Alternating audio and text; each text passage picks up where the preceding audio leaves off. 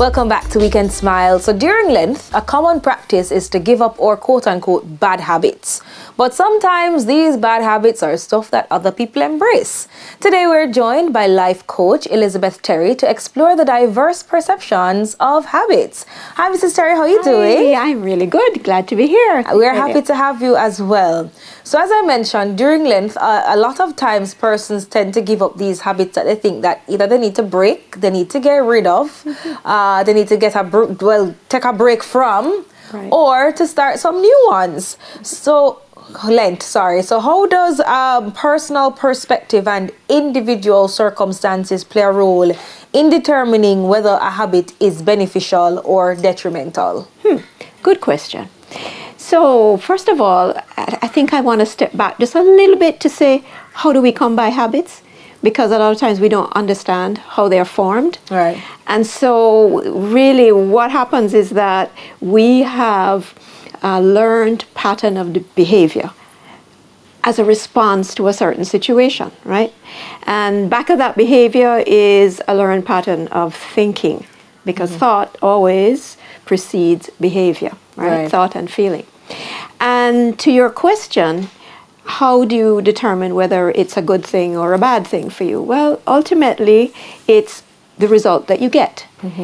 And sometimes the result that you get, for example, let's say somebody has got hooked on comfort eating, you know? The sweet stuff. Right, the sweet stuff. And the idea is that we are motivated to take up a behavior usually because we want to feel better, right? Okay. We want to feel good in some way. And sometimes that good feeling is only very short-lived.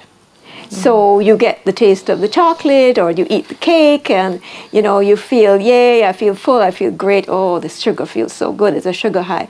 But ultimately there is a negative impact, especially if you keep doing it, and you start putting on weight. Or even diseases can lead lifestyle from that. Diseases, diabetes, one of the highest diseases here. So you have to kind of check yourself and say, is this the kind of life that I want? Do I feel good about it? So I will have to ask you as well then, can you share some insights as to how persons can determine whether a habit is then good or bad?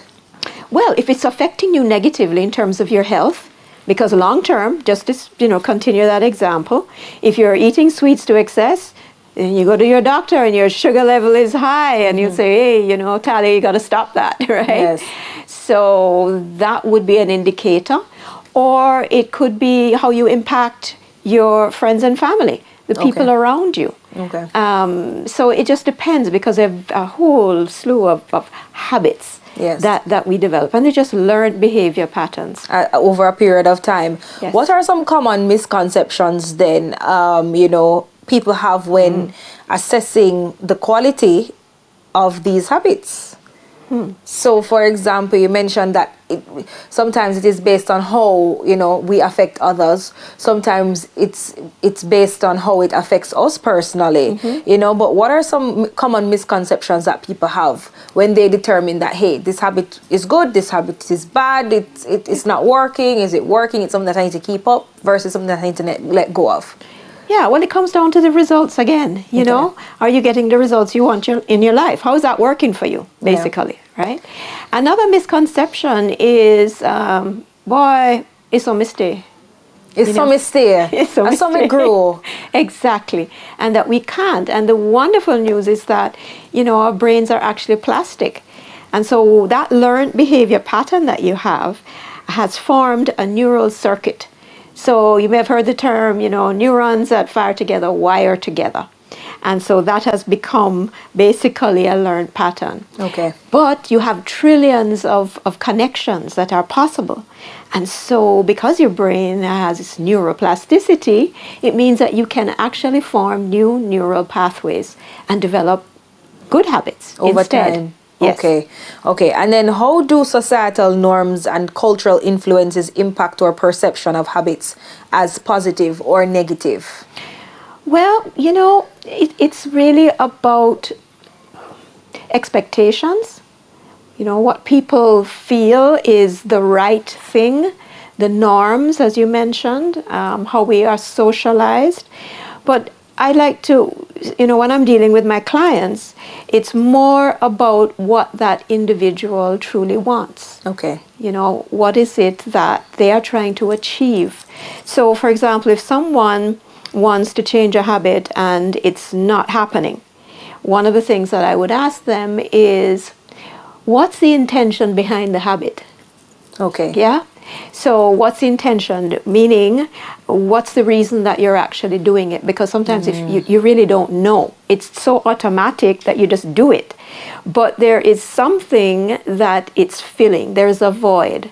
There is something. And in the case of comfort eating, it could be that you have anxiety, or maybe you have a disappointment. There's something that triggers it. I was actually going to touch on that trigger factor. Yeah. Something would have to happen that would cause you to then do something. Exactly. But what about those habits that you don't even think about it? You just you just get up and it just happens. You just do it. Yes. Like driving your car. Just like driving your car. It's almost like you're on autopilot now. Yeah, exactly. And so the first thing you have to do is to actually identify the habit. Okay. You can't change what you don't know. Okay. So you have to be able to identify it. And I would say the next thing you have to do is, assess your readiness to change. Because I've seen people who are, getting ready to change. They're not really ready.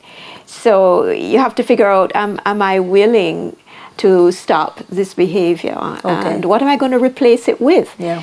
Because that's important. As well. Yeah. Okay, so we have a list of habits, and we're actually going to discuss whether we see it as a good habit or a bad habit. Okay. And these range from simple everyday habits to more complex habits. So the first one is saying yes to everything.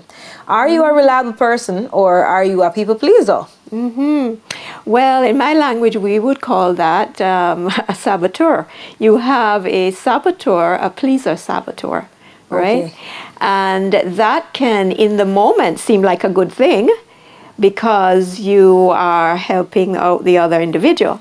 But ultimately, pleasers want something behind that. Remember talking about, what's the trigger, what's really motivating you? So pleasers want to feel loved, they want to feel valued, and they get that externally when they please people. So they don't want to say no. Okay. Yeah, they never want to say no. It's rock the boat, and then maybe my self-confidence, my self-esteem doesn't, feel good. Okay, so you might not necessarily be a reliable person. You might really and truly just be a people pleaser. Yes. If it is that you just always say yes. Say yes.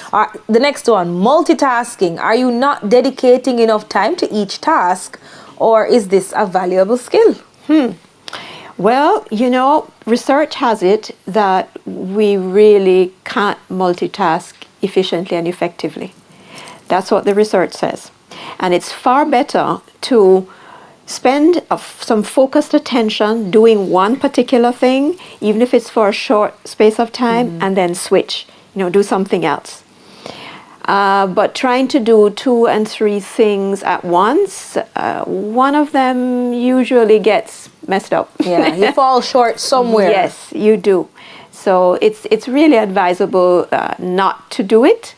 I know sometimes the exigencies of work, you're sort of juggling many different things. But I would say try to stop for a moment, focus on one thing, and then switch. Okay. So activate your switching mechanism rather than doing everything at once. And trying to juggle. Exactly. All right. Third, always on social media. Are you satisfying your need to know and staying up to date, or are you developing an addiction? It could very well be an addiction, and there's a lot of talk now, especially about kids and how much screen time they're having and the impact that has on your social skills and connecting with other people. Yes, you're connecting on the internet, but sometimes you see people going to dinner and you're just like this, always on the phone. Everybody's on their phone. Yeah, nobody's talking face to face anymore. Exactly. So I think my mother used to say moderation. Okay. So I think it's discipline. It's managing that so that if you're doing it for work, then you have to do a certain amount of scrolling in order to be able to be in the know, Yeah. then do that. But the question is knowing when to stop. Okay, knowing when to stop, that's Yeah. important. All right, so we have to stop here, unfortunately. Yes. Mrs. Terry, thank you so much for joining us this morning. Yes. It was a pleasure speaking with you. It was a pleasure being here. Thank you for having me. You're more than welcome. Life coach Elizabeth Terry just joined